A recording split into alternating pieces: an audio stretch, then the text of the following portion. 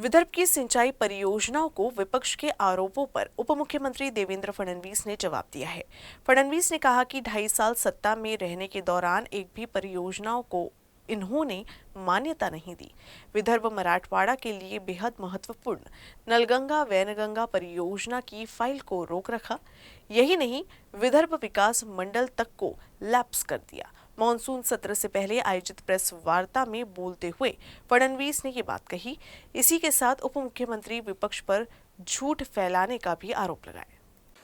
2.5 वर्ष ज्यांचं सरकार होतं, ज्यांनी विदर्भातल्या एकाही प्रकल्पाला सुप्रमा दिली नाही, एकाही नाही, ते आम्हाला सांगतायत की विदर्भाचे प्रकल्प मार्गी लागले नाही। या उलट विदर्भातल्या बहुतांश प्रकल्पांना केवळ सुप्रमाच दिली नाही, तर त्याचं काम देखील आपण सुरू केलं आणि बळीराजासारखी योजना आता जवळजवळ 87 प्रकल्प आपण पूर्ण करत आणलेले आहेत। आणि एवढंच नाही, 2019 मध्ये वैनगंगा नळगंगा प्रकल्प त्याचा GR आपण काढला।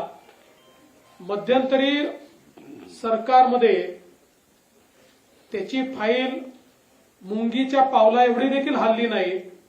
पुन्हा नवीन सरकार आल्यानंतर सगळ्या मान्यता त्याच्या आम्ही घेतल्या आणि लवकरच अंतिम मान्यतेकडे तो चाललेला आहे। आणि हे मात्र पत्रामध्ये आम्हाला प्रश्न विचारतायत, त्यामुळे दोन्ही विरोधी पक्ष नेते आणि त्या पत्रावर उद्धवजींची पण सही आहे, नाना पटोलेंची पण सही आहे, त्यांनी स्वतःला प्रश्न विचारला पाहिजे की त्यांच्या काळात विदर्भातल्या एकाही प्रकल्पाला का मान्यता मिळाली नाही, वैनगंगा नळगंगा प्रकल्पाला का मान्यता मिळाली नाही।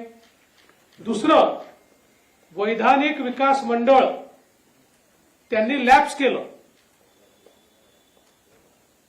नवीन सरकार आल्यानंतर आम्ही त्याचा ठराव करून केंद्राला पाठवला आणि ते आम्हाला विचारतायत वैधानिक विकास मंडळ का नाही। पहिल्यांदा त्यांनी स्वतःला विचारलं पाहिजे की त्यांनी का लॅप्स केलं।